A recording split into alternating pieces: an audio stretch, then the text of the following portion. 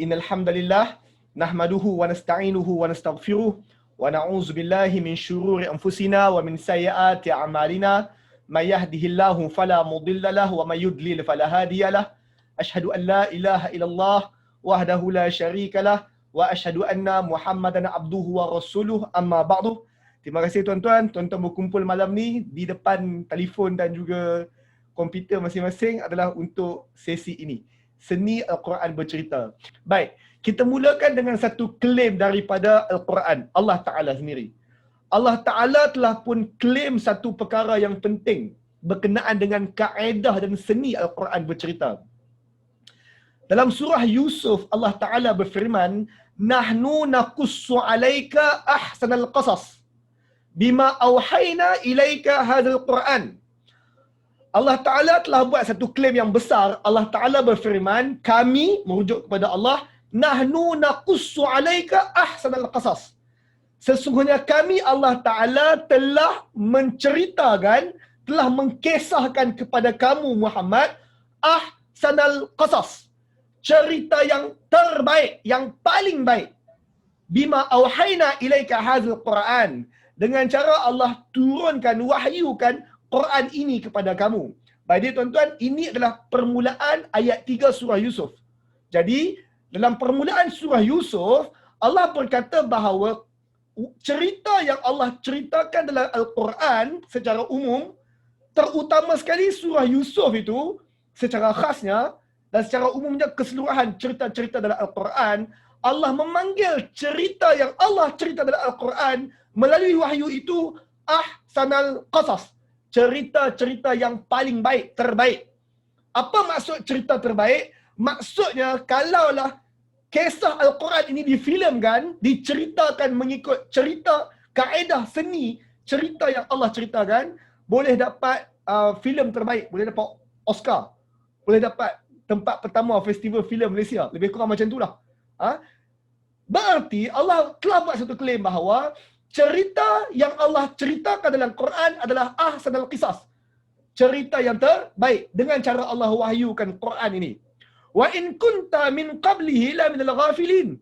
Yang mana sebelum cerita itu diceritakan melalui Al-Quran, kalian antara orang-orang yang tak tahu, tak sedar pun kewujudan cerita itu. Maka sekarang kita kena faham bahawa penceritaan yang Quran ceritakan adalah cerita yang terbaik. Allah buat klaim tersebut. Dan hari ini, insya-Allah kita akan kupas sedikit bagaimana Quran bercerita dengan cerita yang terbaik. Insya-Allah. Saya harap di hujung kelas nanti saya boleh sampaikan poin tersebut. Seterusnya, apa tujuan Al-Quran bercerita? Maka tuan-tuan, orang bercerita dengan banyak tujuan. Orang buat filem dengan banyak tujuan. Quran bercerita dengan tujuan apa? Apa tujuan Al-Quran bercerita? Maka, apa keperluan untuk diceritakan banyak kisah-kisah dalam Al-Quran? Apa fungsinya? Tuan-tuan kena faham bahawa Al-Quran bukan buku cerita. Saya ulang, Quran bukan buku cerita. Tapi, dalam Quran ada cerita. Maksudnya, Quran, kandungan utama Quran bukan cerita. Quran adalah buku ayat, keterangan-keterangan. Ni bahasa Arab. Ayat itu bahasa Arab, bukan bahasa Melayu. Bukan ayat bahasa Melayu. Ayat, terjemah bahasa Melayu, keterangan-keterangan Allah.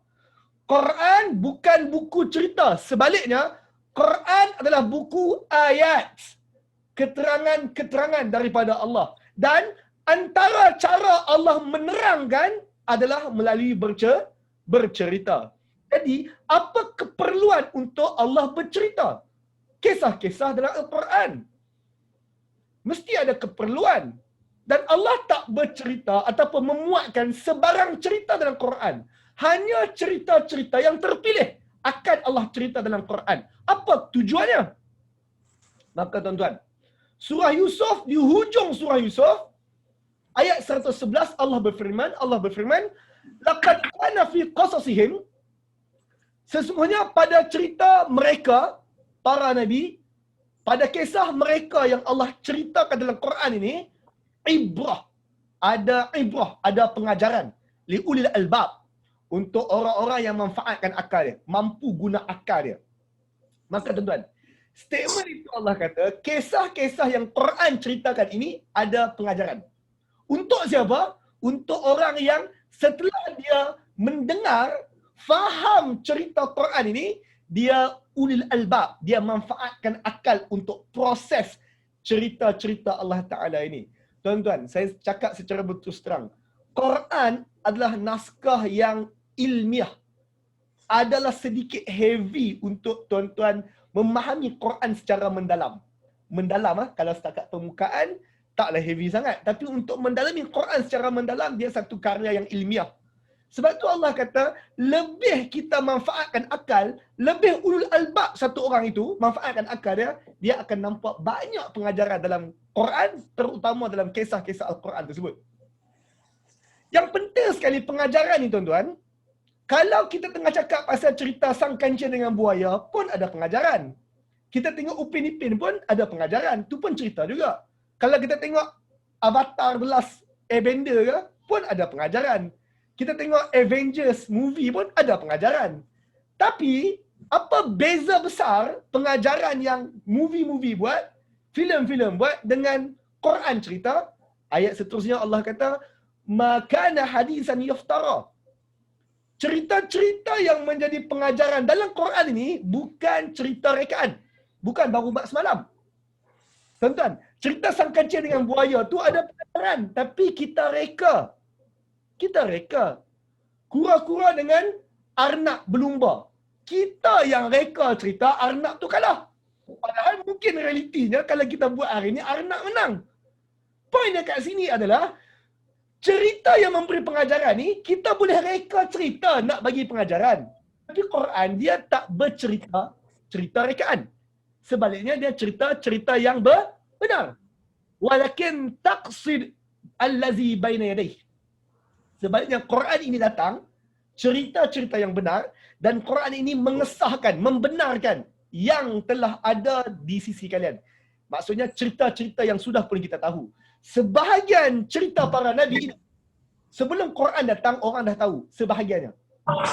Quran datang semula untuk mengesahkan sebahagian daripada cerita-cerita yang orang dah tahu. Maksudnya tuan-tuan, mungkin versi yang bertebaran dekat luar tentang kisah itu atau kisah ini, mungkin betul, mungkin juga ada tambahan-tambahan yang tak perlu, ataupun mungkin tambahan-tambahan yang silap. Versi Al-Quran adalah versi yang paling baik, paling benar, dan apa-apa yang Quran ceritakan mengesahkan balik versi ataupun kisah yang telah ada. So, kenapa Quran bercerita? Sebagai ibrah, pengajaran. Itu sahaja ke? Tak. Allah kata wa tafsil kulli syai'. Quran bercerita untuk tafsil, untuk Allah menerangkan kulli syai', apa-apa yang Allah nak terangkan. Baik dia tuan-tuan, kalau tuan-tuan sedar, Quran sebagai contoh surah Al-Baqarah, Allah bercerita, Allah memberi beberapa perkataan, beberapa panduan dalam surah Al-Baqarah, kemudian Allah bercerita. Cerita yang Allah kemukakan itu mesti ada kaitan dengan topik-topik yang telah Allah bahaskan sebelum itu. Maksudnya, cerita yang Allah muatkan itu menerangkan topik yang dibincangkan. Saya bagi contoh. Selepas ayat kursi dalam surah Al-Baqarah, Allah bercakap tidak ada pasangan dalam agama, Quran agama ini kebenaran, kita hanya ada satu wali iaitu Allah, yang mempunyai wali yang lain itu ramai tagut semua. Selepas isu tersebut, Allah membawakan 3 cerita. Cerita Ibrahim dengan Raja Namrud, kemudian cerita satu orang lelaki lalu dekat kota yang runtuh, dan kemudian Ibrahim sembelih burung tersebut. Saya tak mau hurai lanjut, tapi yang pentingnya, ketiga-tiga cerita itu untuk menerangkan telah Allah sebut dalam ayat kursi dan juga ayat selepas itu. Quran, cerita itu bukan tangkap muat letak kat situ. Cerita itu diletakkan di situ kerana menerangkan poin-poin yang telah Allah sampaikan sebelum. Maka berceritanya Quran ini adalah untuk tafsir, untuk memberi penerangan tentang apa-apa yang ingin Allah terangkan. Seterusnya, wahudan.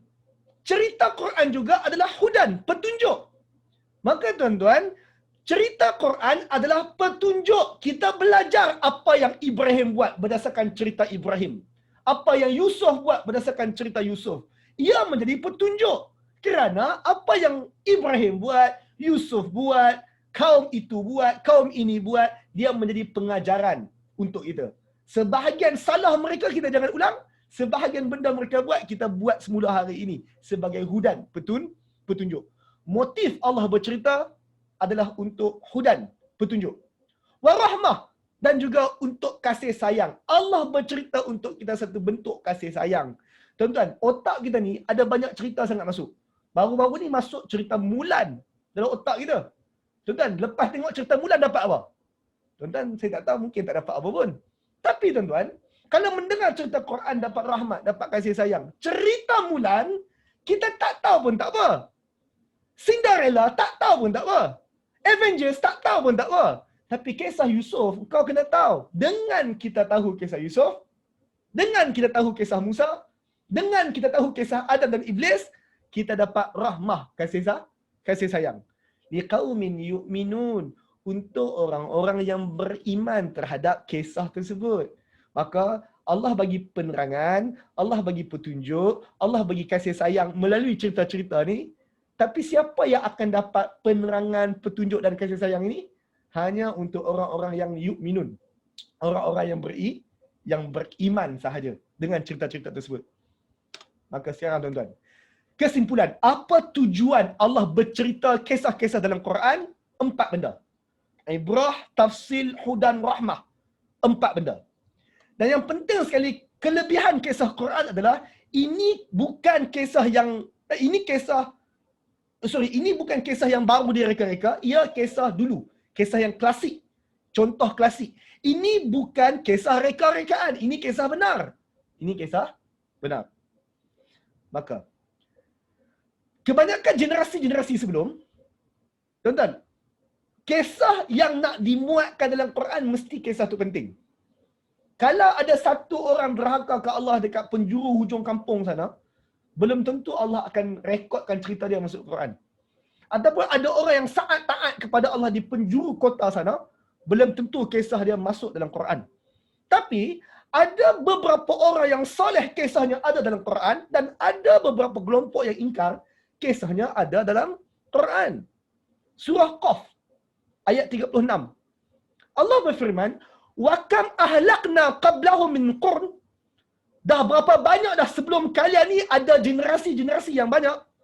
Hum ashaddu minhum. Generasi sebelum tu lagi kuat daripada hampa yang ada hari ni. Batshan. Mereka lebih kuat sekuat-kuatnya kekuatan mereka. Fanaqabu fil bilad. Dan mereka lebih menjarah ke seluruh negeri-negeri. Hal min mahiz. Adakah generasi sebelum yang kuat tersebut boleh melepaskan diri? Allah tanya kita, ingat, Allah bercerita tentang kaum-kaum sebelum yang hebat-hebat. Kaum sebelum yang hebat-hebat tu contoh kaum Ad, kaum Samud, kaum Madian, Fir'aun dan Mesir, Namrud dan kerajaan Babylon, kota Sodom, dan juga banyak generasi-generasi sebelum, yang mana generasi sebelum itu Allah sifatkan kekuatan mereka lebih kuat daripada kekuatan kita sekarang. Mereka menjarah bumi, bermaksud empire mereka lebih besar daripada empire yang kita ada sekarang. Allah tanya, hal min mahiz, adakah golongan kuat-kuat yang dulu tu boleh melepaskan diri daripada Allah?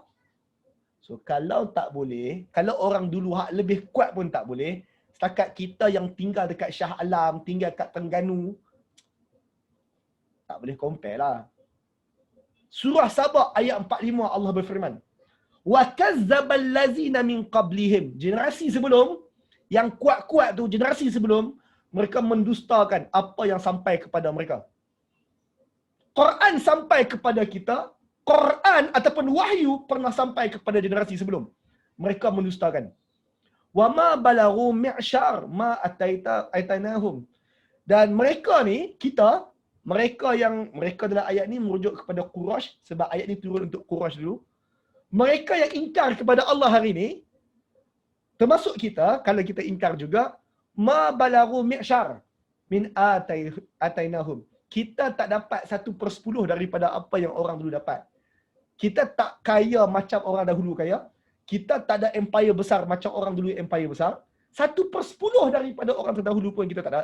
Tak ada. Fakazzabu rusuli. Tapi orang dulu Allah mereka dustakan para rasul. Kita yang tak ada 1/10 daripada generasi sebelum ni pun kadang-kadang pilih untuk dustakan rasul. Maka soalan Allah, fakaifa kana nakir?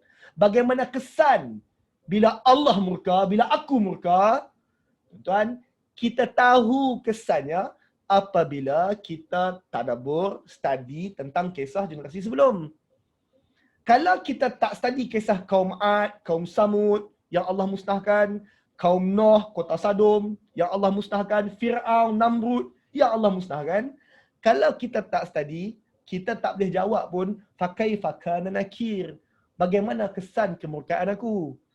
Maka tuan-tuan, hari ni one of the reason orang berani lawan Allah Ta'ala sebab dia tak tahu apa jadi dekat generasi dulu yang lawan Allah Ta'ala. Kalau mereka tahu, insya-Allah ada penghadang untuk mereka lawan Allah Ta'ala. So itu tujuan Allah bercerita. Ada soalan tak setakat sekarang? Kawan-kawan di Zoom boleh tanya lah. Tuan-tuan yang dekat rumah, dekat Facebook susah sikit. Ada soalan setakat sekarang?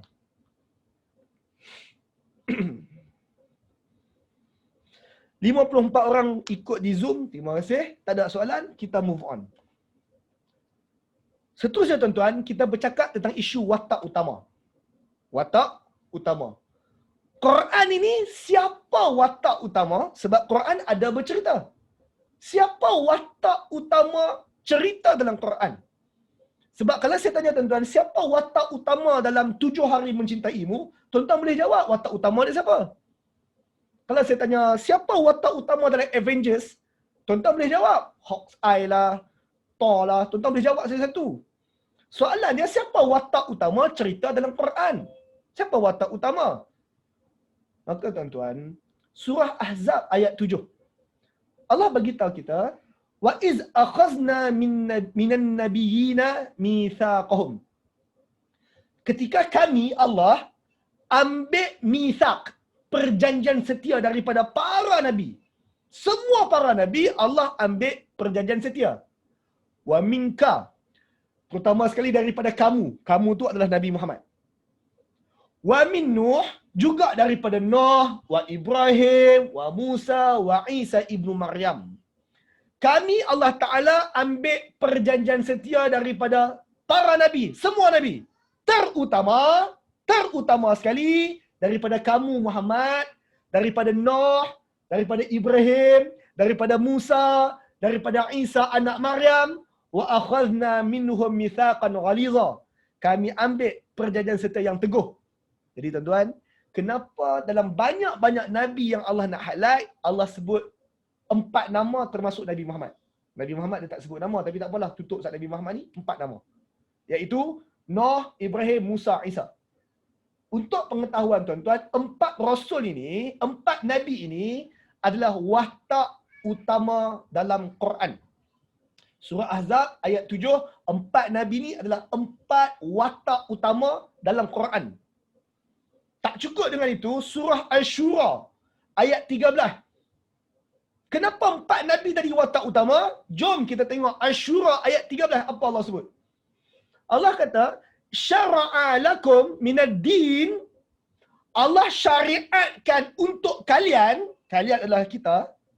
Allah syariatkan untuk kalian, kita hari ini, minad din, daripada agama ini, agama Islam ni, ma wassa bihi Nuhan, dengan apa yang telah Allah wasiatkan kepada Nuh. Dengar ayat tu elok. Allah wasiatkan, Allah syariatkan kepada kita umat Muhammad ni, agama ini sama macam benda yang Allah pesan dekat Nabi Nuh. Wallazina auhayna ilaika, dan juga dengan apa yang Allah wahyukan kepada kamu Muhammad. Wa ma wasaina bihi Ibrahim, wasiat yang sama kami pesan dekat Ibrahim. Wa Musa, dan juga Musa. Wa Isa, dan juga Isa. Apa pesanan yang Allah bagi dekat 4 nabi tadi? Nuh, Ibrahim, Musa, Isa. dan juga kamu Muhammad untuk dijadikan syariat umat Muhammad. Apa dia? An aqimuddin. Hendaklah kamu tegakkan agama ini.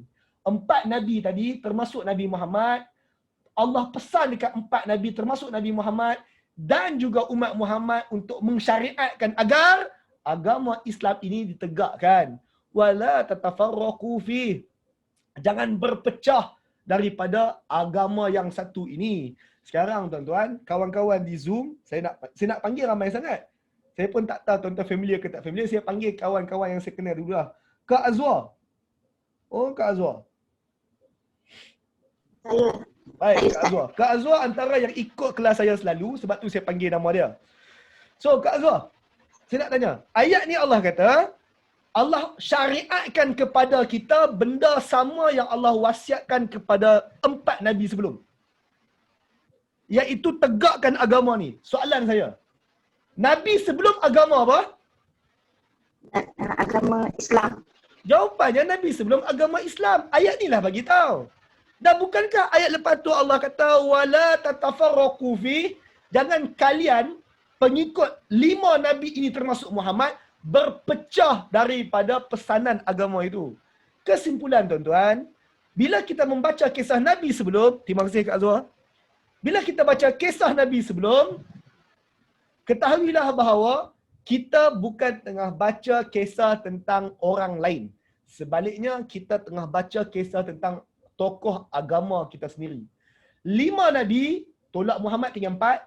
4 Nabi yang disebut namanya ini, 4 watak utama dalam Quran dan 4 Nabi utama dalam agama Islam.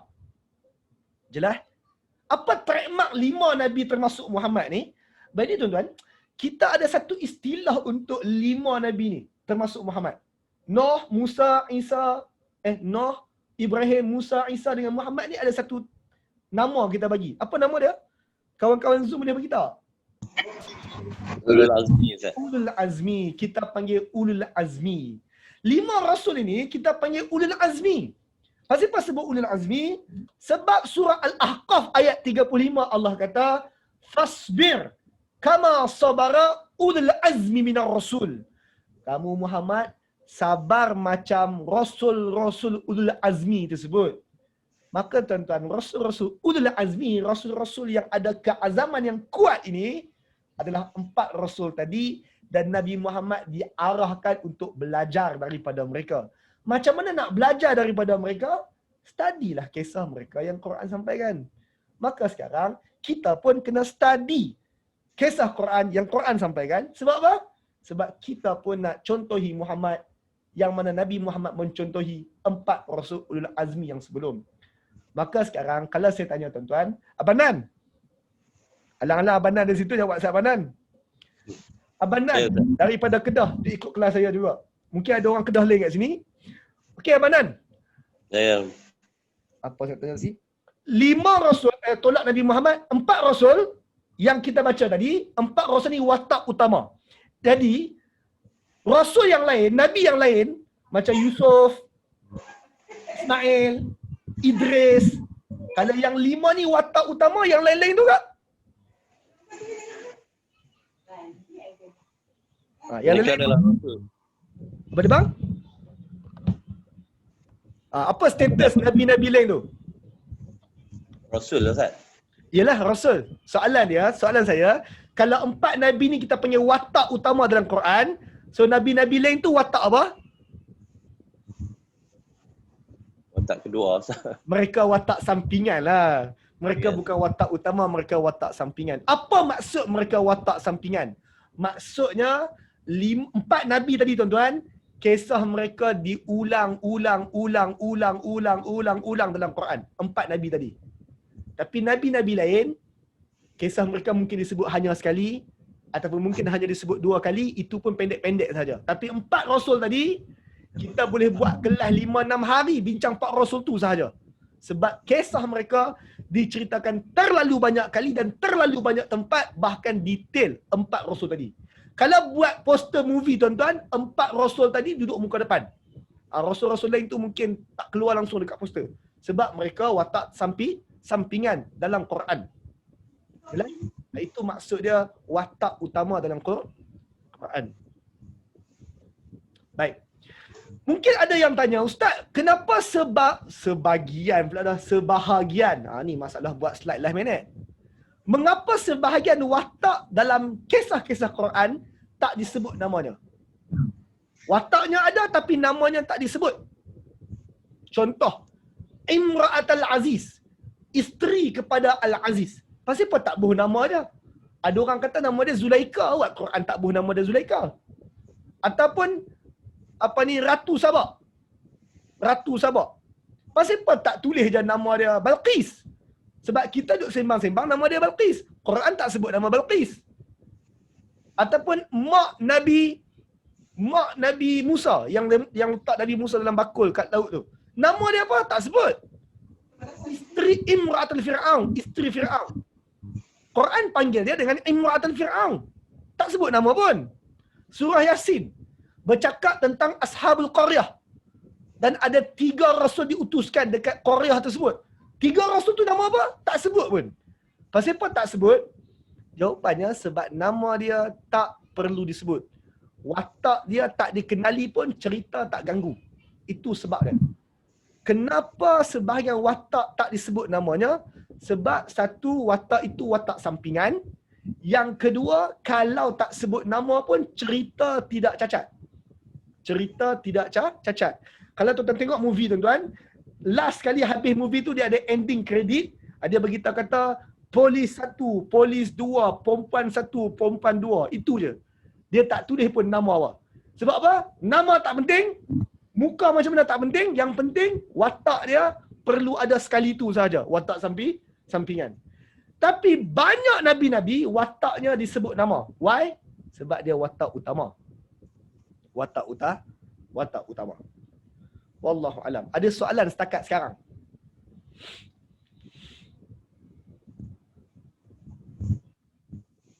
Baik, tak ada soalan. Bila tak ada soalan, kita move on. Ustaz. Oh ya. Kak Maimunah. Nabi Yusuf kan ada surah dia tak jadi watak utama. Nabi Yusuf, berapa kali Quran sebut pasal Nabi Yusuf, Kak? Jawapannya dalam surah Yusuf je lah. Itulah. Tapi satu surah. Apa dia, Kak? Tapi satu surah tentang Nabi Yusuf. Tapi satu surah tentang Nabi Yusuf. Jadi apa masalah kalau satu surah tentang Nabi Yusuf? Nabi Nuh alaihissalam. Ada surah nama Nuh. Bukan setakat ada surah nama Nuh. Cerita Nuh banyak surah lain pun dia ada. Oh, okey. Surah Al-Qasas. Surah Al-Qasas, terjemah bahasa Melayu, surah cerita. Separuh surah Al-Qasas cakap pasal Nabi Musa saja. Jadi kalau akak nak compare watak utama, dia masih lagi Yusuf bukan watak utama. Dalam Quran, dalam surah Yusuf, dia watak utama lah. Dalam cerita Yusuf, dia watak utama lah. Tapi dalam Quran, dia watak sampingan. Okey, Kak Mai? Baik. Assalamualaikum Ustaz. Ya, saya. Ada watak-watak dalam Quran tak dinyatakan dalam Quran. Ada tak dinyatakan dalam hadis-hadis? Baik. Ada tak watak tersebut Quran tak sebut, hadis sebut? Jawapannya ada. Ada. Contohnya surah Al-Kahfi, Nabi Musa ada berguru dengan satu orang yang Allah panggil diberi kelebihan dan ilmu dari sisi kami. Nama apa tak tahu. Nama apa tak tahu. Tapi hadis bagi tahu nama dia Khidir. Dalam surah Yusuf juga, dalam surah Al-Kahfi juga ada pembantu Nabi Musa yang tolong bawa ikan tu. Nama apa tak tahu. Tapi dalam hadis diberitahu nama dia Yusha bin Nun. Dalam surah Al-Baqarah ada watak Nabi yang diminta untuk lantik Raja Bani Israel. Nama apa tak tahu. Tak sebut. Tapi dalam hadis Nabi bagi tahu nama dia Nabi Samuel. Al-Baqarah juga ada kisah tentang Nabi Uzair. Tapi Uzair tak disebut namanya dalam surah Al-Baqarah tersebut. Jadi menjawab soalan abang, ada tak watak itu ada dalam Quran tapi nama tak sebut, hadis bagi tahu. Jawapannya ada. Jawapannya ada. Okey tu, cukup tu. Ada soalan tambahan?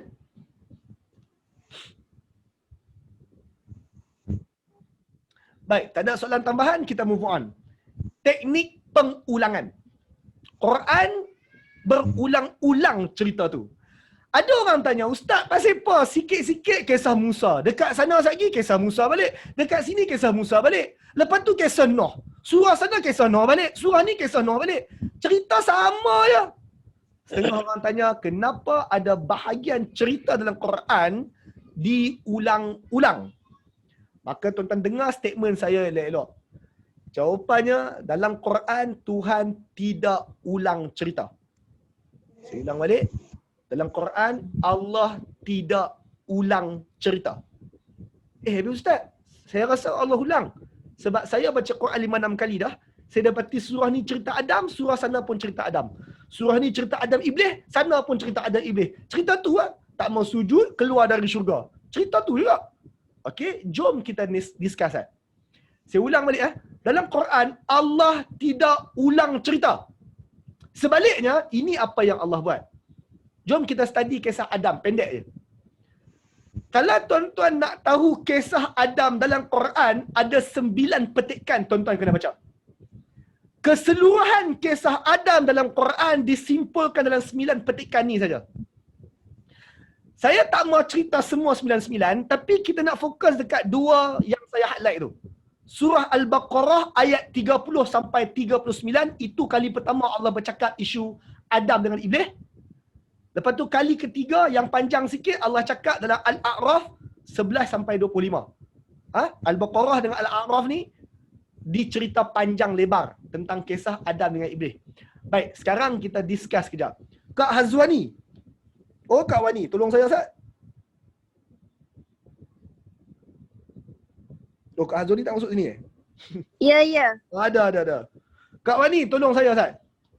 Baik Kak Wani, kita nak discuss bagaimana adakah Allah ulang cerita Adam dalam Al-Baqarah dengan Al-A'raf. Baik bang, Akak. Kita study surah Al-Baqarah dulu. Saya cuma nak minta Akak Wani kira je. Berapa kali Allah mention malaikat, berapa kali Allah mention Adam dan berapa kali Allah mention Iblis dalam cerita Adam surah Al-Baqarah. Okey Kak Wani Simple. Baik Kak Wani. Ini mula dia. Akak Wani kira yang warna malaikat dulu. Okey. Kira yang warna biru. Yang warna biru tu merujuk kepada malaikat. Berapa malaikat Kak Wani? 4. 4. Tambah satu lagi. 5. Yang atas tu sekali. 5, 6 lah. 6. 5, 6. Lepas tu? Habis. Maksudnya, dalam surah Al-Baqarah, Allah mention pasal malaikat 6 kali. Okey Kak Wani? Okey. Okey, kita patah balik ni atas. Bagi tahu saya berapa kali Allah cakap pasal Adam? 2. 2. 5. 5. Tambah 11. 11. Kesimpulan, malaikat 6 kali Allah sebut. Adam 6 kali Allah sebut. Seterusnya syaitan. Ataupun iblis. Okey Kak Wani? 1. 2. 2. Maka sekarang iblis cuma 2 kali. Sekarang saya tanya Kak Wani.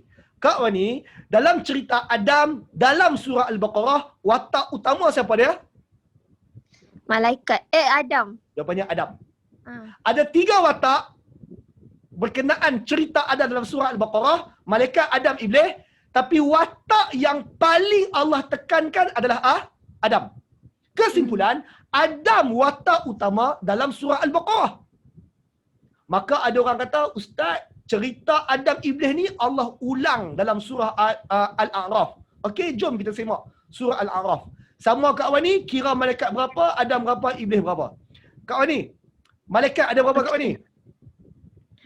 1. 1. Tak ada.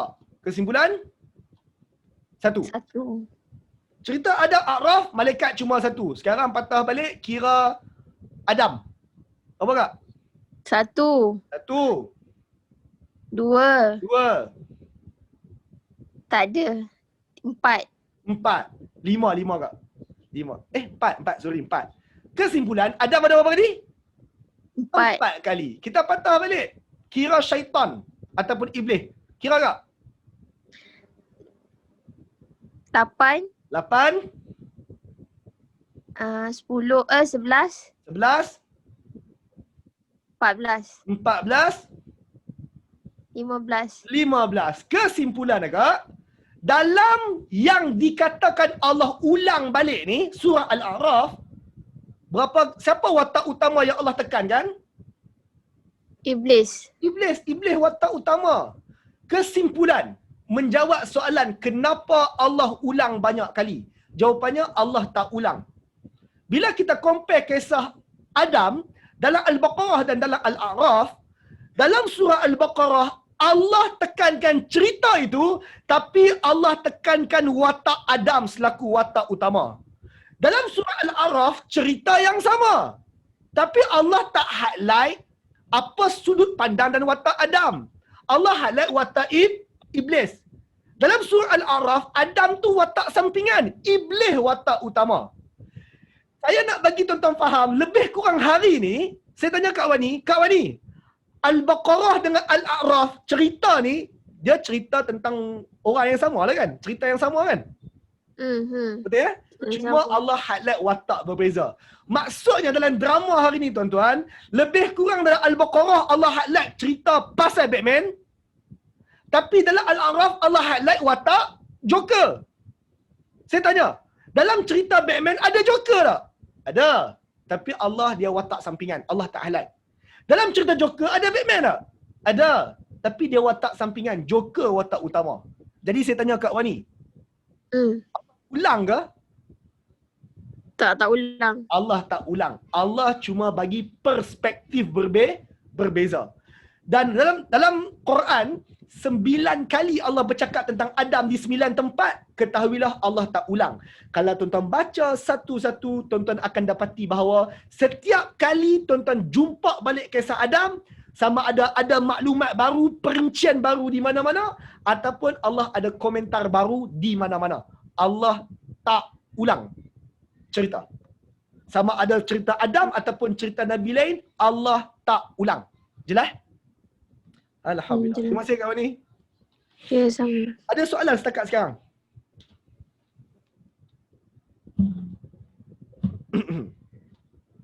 Tak ada soalan. Tak ada soalan, kita move on. Susunan plot. Susunan jalan cerita. Plot dalam Quran. Ada orang tanya, Ustaz, kenapa plot dan juga jalan cerita Quran ni kelihatan sangat tak teratur, sangat rawak. Sat-sat sana, sat-sat sini. Sat-sat Fir'aun mati, buka surah sana, Fir'aun hidup balik. Buka dekat sini, tiba-tiba Musa kecil. Padahal dekat sana tadi, Musa besar lah. Maka ada orang tanya, Ustaz, pasal apa jalan cerita dan plot dalam Quran kelihatan rawak dan tak teratur?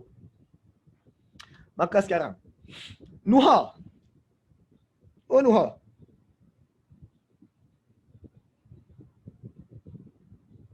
Nuha ada kat situ tak? Naimah Zuki. Naimah buka mic, Naimah.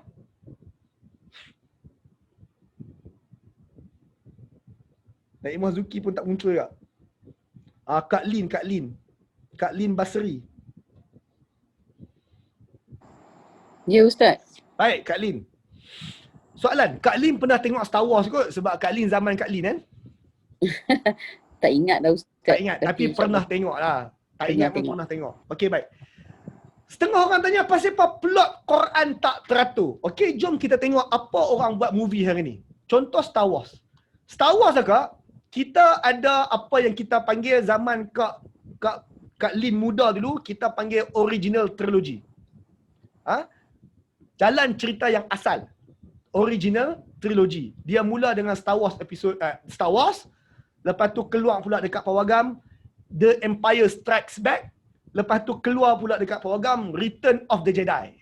Masa episod 3 tu, Return of the Jedi tersebut, barulah kita tahu rupa-rupanya Luke Skywalker tu ayah dia musuh Darth Vader. Rupanya Darth Vader tu ayah kepada Luke Skywalker. Point dia kat sini, itulah jalan cerita asal. Inilah 3 episod original trilogy. Lepas tu tuan-tuan, 5-6 tahun kemudian, Kak Lin, apa mereka buat? Jalan cerita ni habis ke belum? Habis dah. Habis dah pun. Keluar 3 movie ni, kira habislah cerita tersebut. Tapi betul tak 2-3 tahun lepas tu, tiba-tiba mereka buat prequel. prequel pula. Prequel tu apa dia? Sebelum semua ni jadi, apa jadi? Sebelum cerita original ni jadi, apa yang jadi? Maka orang buat macam tu. Maka keluar pula Star Wars The Phantom Menace. Masa tu Luke Skywalker pun tak wujud lagi. Ayah dia je wujud. Star Wars episode Attack of the Clone. Zaman tu, nama apa? Darth Vader pun tak muncul lagi. Kemudian barulah keluar Revenge of the Sith. Waktu tu baru kita tahu rupa-rupanya Darth Vader tu dulu baik. Sekarang jadi jahat. Maksudnya tuan-tuan, dulu, masa saya patah balik, dulu zaman original trilogy, orang tertanya-tanya, kenapa Darth Vader tiba-tiba ayah kepada Luke Skywalker? Orang tertanya-tanya. Oh, cara mereka buat filem menimbulkan tanda tanya. Oleh sebab menimbulkan tanda tanya, baru boleh buat duit tambahan, baru boleh buat filem baru. Boleh buat 3 filem lagi. Hanya nak cerita macam mana Darth Vader tu boleh jadi ayah kepada Luke Skywalker. Punyalah tuan-tuan, menimbulkan persoalan, menyebabkan orang akan jadi pembaca tetap, follower untuk movie tersebut. Bila movie tersebut menimbulkan tanda tanya. Lepas tu agak, bila buat trilogi, prequel, cerita habis ke tak habis? Habis setakat tu Habis lah. lah. Tapi tuan-tuan, lepas Luke Skywalker menang jadi apa? Maka orang buat sequel pula. Maka keluarlah sekarang The Force Awakens. Luke Skywalker dah besar dah pun. Anak dia pula take over. Lepas tu The Last Jedi. Lepas tu yang terbaru The Rise of Skywalker. Point dia kat sini, kenapa buat trilogi, sequel pula? Sebab kita nak tahu, lepas semua ni jadi, apa pula jadi? Lepas kemenangan, apa pula jadi? Tuan-tuan, tengok episod 3. Return of the Jedi. Waktu episod 3 tu tuan-tuan, menang dah pun. Tapi orang nak tahu, lepas menang, apa jadi? Maka tuan-tuan, sebab tu keluar sequel. Tuan-tuan, kaedah dan teknik ni Kak Lin, Star Wars saja kau yang buat? Kau ada movie lain buat perangai sama juga? Mungkin ada lah Ustaz. Cuba tak sebut ingat yang mungkin movie. ada tu. Tak Contoh ingat yang movie lain. mana? Ada tak movie lain buat perangai sama? Avengers. Avengers lah contoh paling baik tuan-tuan. Dulu kita tengok The Hulk zaman kecil-kecil dulu, tiba-tiba macam dah Tony Stark muncul lah apa bagai. Lepas tu terbayang sana, terbayang sini, tiba-tiba jadi kecil boleh Tony Stark tu. Tiba-tiba baru tengok Captain America masa kecil. Tuan-tuan, semua itu menimbulkan tanda tanya. Jalan tak teratur pun. Tapi saya nak tanya dekat Kak Ni, Kak Ni pula, Kak Wani. Lepas tengok Avenger tersebut, puas hati ke kita kata rawak? Tak bosan. Tak Tuan, hati. dia tak bosan. Kita puas hati. Tanda tanya kita dijawab. Apabila kelihatan plot dia rawak. Bila kelihatan plotnya rawak, barulah kita puas hati tengok Avenger tersebut. Ada movie lain buat perangai ni juga tak? Tuan-tuan tengok The Lord of the Ring. Keluar 3 movie The Lord of the Ring, lepas tu keluar pula prequel The Hobbit. The Hobbit nak cerita macam mana budak kecil tersebut ada cincin tu pada episod 1 The Lord of the Ring. Prequel tersebut cuma nak tunjuk pasal apa cincin tu ada dekat mamat tu lah, saya tak ingat nama dia. Point dia kat sini, tengok movie sekarang pun buat macam tu. The Lord of the Ring buat macam tu. Apa lagi Banyak lah tuan-tuan. Point dia banyak. Sekarang semua teknik-teknik filem tu Quran dah buat lebih awal. Yang tu benda penting. Teknik menimbulkan tanda tanya, lepas tu buat prequel, lepas tu buat trilogi pula. Teknik ni Quran dah buat dulu. Maka sekarang kita tengok. Contoh kisah Musa. Musa adalah watak yang sangat utama dalam Quran. Dan Musa sampai 80 something lebih. 80 kali lebih. Nama dia disebut dalam Quran. Watak yang sangat penting. Kisah Musa diulang sangat berkali-kali dalam Quran. Dan ini 16 kali kisah Musa diceritakan dalam Quran. 16 kali. Maka tuan-tuan, tengok senarai 16 kali tu Maka sekarang tuan-tuan tengok yang warna merah. Yang saya pangkah, saya padam warna merah tersebut, kalau tuan-tuan tengok jumlah ayat dia pendek-pendek. Contoh nombor 5, surah Hud. 96 sampai 99. Yang tu 6, 7, 8, 9. 4 ayat je. Yang 4 ayat, yang 3 ayat, yang 3 ayat, 2 ayat tu, yang tu saya padam. Yang tu bukan Allah cerita, yang tu Allah ungkit balik untuk ingatkan orang tentang cerita itu. So yang tu kita padam, Ustaz. Fokus pada yang warna biru. Yang warna biru, kalau tuan tengok jumlah ayat, separuh muka, setengah muka, 2 muka, 3 muka. Maksudnya, itu bahagian yang Allah betul-betul bercerita tentang kisah Musa. Kalau tuan tengok, saya nak cerita ikut susunan. Mula dengan Al-Baqarah, lepas tu Al-Ma'idah, Al-A'raf, Yunus, semua tu ikut turutan. Sekarang tuan tengok. Original trilogy, yang ni kena bincang dengan satu orang. Naimah, anda ada kat situ ke? Ada. Ada dah. Okey, Naimah, aku tanya kat hang lah. Tuan-tuan, Naimah ni kawan saya masa sekolah menengah. Lepas tu dia kawan isteri saya juga kat sekolah menengah. So dia tahu segala rahsia saya kat sekolah. Baik, Naimah. Saya patah balik naik atas. Naimah, semua yang warna biru ni, kali pertama kita dengar perkataan Musa, surah mana?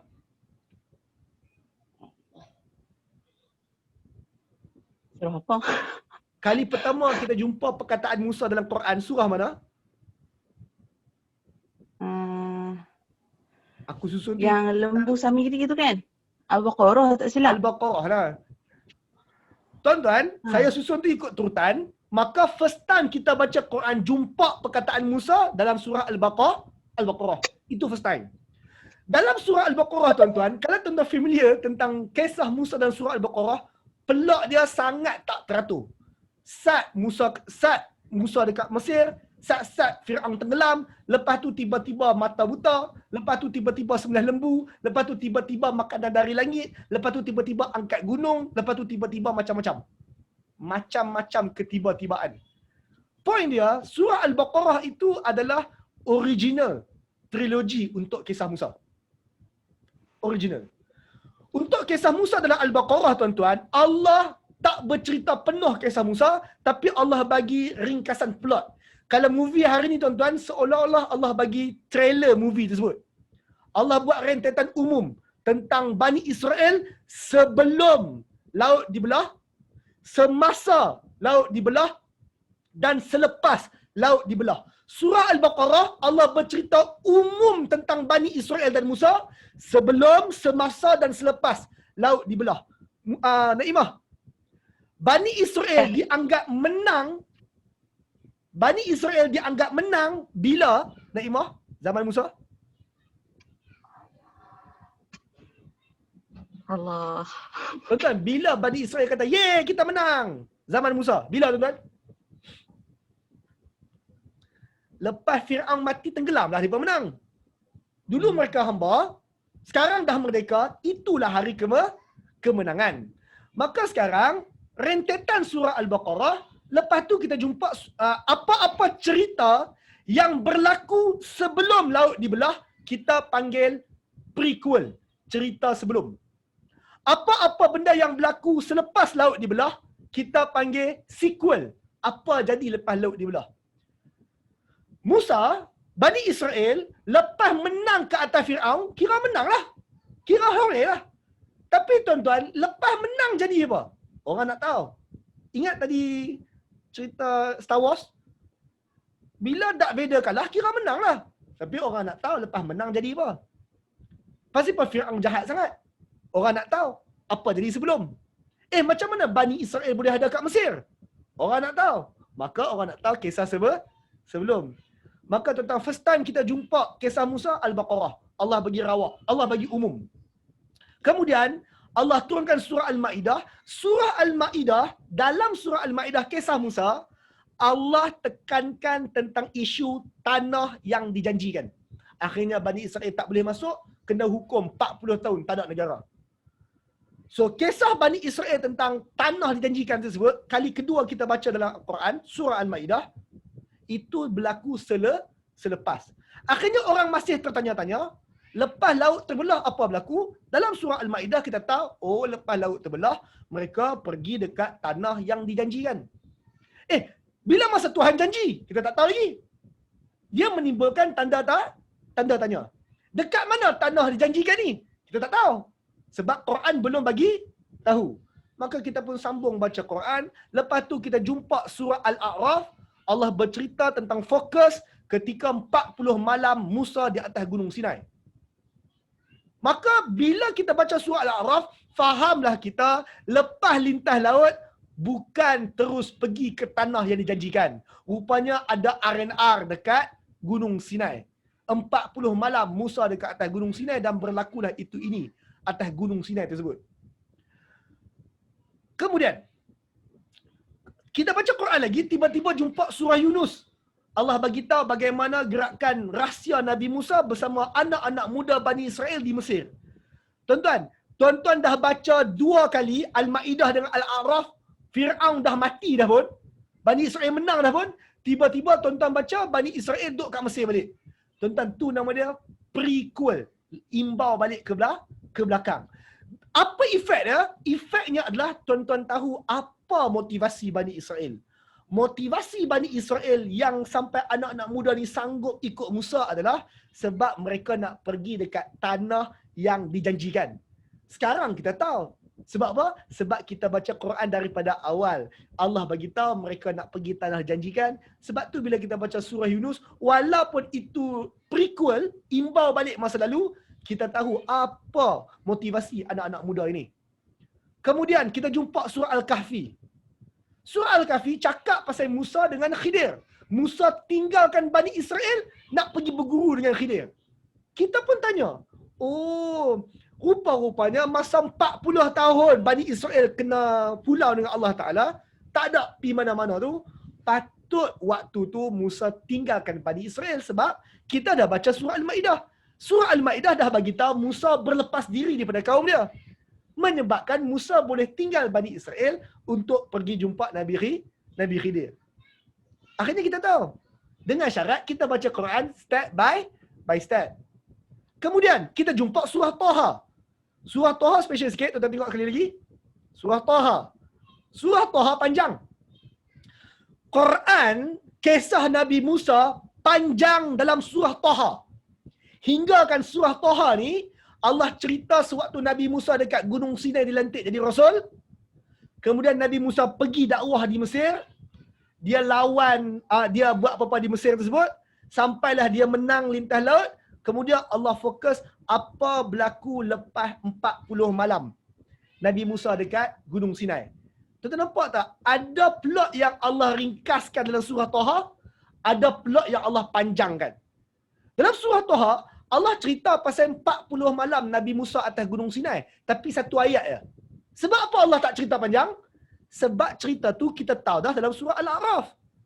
Allah tak perlu cerita panjang bahagian tu. Sebab kalau kita baca Quran daripada awal, kita dah tahu apa jadi 40 malam dekat atas Gunung Sinai. Sebab tu dalam surah Taha, Allah tekankan, dan benar Allah tekankan fokus 40 malam selepas tu jadi apa? Iaitu depa sembah anak patung lembu berbagai tu. Kenapa mereka sembah anak patung lembu berbagai tersebut? Dijelaskan dalam surah Al-A'raf. Kita dah tahu apa sebab depa sembah anak patung lembu. Surah Al-A'raf dah bagi tahu. Jadi kita tak blur. Kita masa awal baca Quran tertanya-tanya, akhirnya dapat jawapan dalam surah Taha. Kemudian kita sambung baca Quran lagi, kita jumpa surah Asy-Syu'ara. Allah bagi tahu tentang Musa jadi rasul dan dakwah di Mesir. Cuba tengok dekat bahagian atas tersebut, kotak nombor 2 dengan kotak nombor 3, 6 dengan 7. Surah Asy-Syu'ara dengan surah Taha ni duduk sebelah-sebelah dalam Quran. Dan tuan-tuan tengok Musa jadi rasul dan dakwah di Mesir. Lepas tu surah Syu'ara pun Allah cerita isu tersebut tapi panjang sikit lagi. So surah Asy-Syu'ara dia sambung cerita surah Taha. Bahagian prequel. Tuan-tuan sambung baca Quran lagi, tuan-tuan jumpa surah Al-Qasas. Surah Al-Qasas, Quran dekat nak habis dah pun. Baru Allah cerita kat kita masa baby Musa lahir. Letak kat sungai lah, mak dia tak mahu menyusu lah. Baru kita tahu, rupa-rupanya Musa ni anak raja. Masa kita baca surah Al-Maidah, masa kita baca surah Asy-Syu'ara, Allah dah bagi hin-hin dah pun. Fir'aun kata kat Musa, Musa, kau tak ingatkan masa kecil kami jaga kau? Tuan-tuan, kalau kita tak baca surah Al-Qasas lagi, kita akan blur. Bila masa Fir'aun jaga Musa? Fir'aun berjasa dengan Musa? Pasal apa? Bila? Kita tak tahu. Kita tertanya-tanya. Baca surah Qasas, baru kita tahu rupa-rupanya dulu Musa pernah tinggal dekat istana Firaun. Sebelum tu kita tak tahu. Baca surah Qasas, baru kita tahu. Bila kita baca semua tuan-tuan, baru puzzle tersebut boleh bersambung. Dan akhir sekali dalam Quran, surah Ghafir, Allah cerita tentang satu peristiwa belakang tabir, yang mana peristiwa ni Musa pun tak tahu, sebab dia berlaku belakang tabir, tentang ada satu orang Islam, masuk Islam secara rahsia, dan dia duduk di istana Firaun. Dan apa debat dia di istana Firaun tersebut. Poin dia kat sini tuan-tuan. Semua benda ni nama dia apa dia? Semua benda ni nama dia plot yang kelihatan bertaburan, plot yang kelihatan rawak, tapi kalau kita baca satu persatu, rungkaian puzzle itu berlaku. Masalah kita tuan-tuan tak baca semua. Lagi satu masalah kita, tuan-tuan pergi baca buku cerita lah. Lepas tuan-tuan baca buku cerita, tuan-tuan baca Quran pula, tuan-tuan ada maklumat yang tuan-tuan ambil daripada buku cerita. Tuan-tuan dapat maklumat yang tuan-tuan dengar kat surah masjid.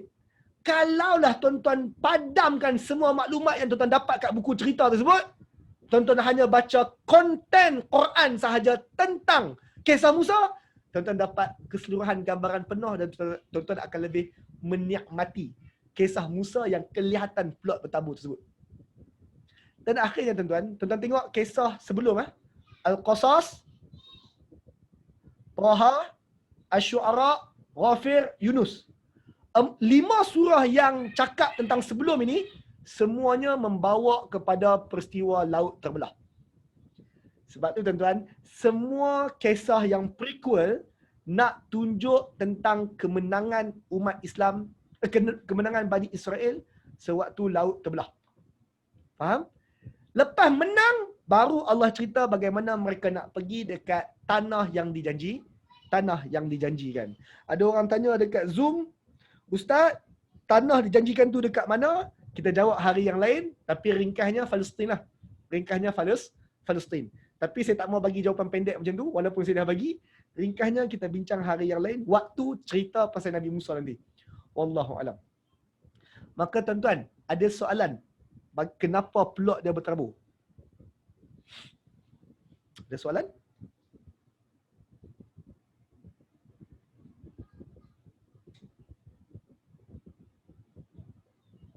Alhamdulillah, tak ada soalan.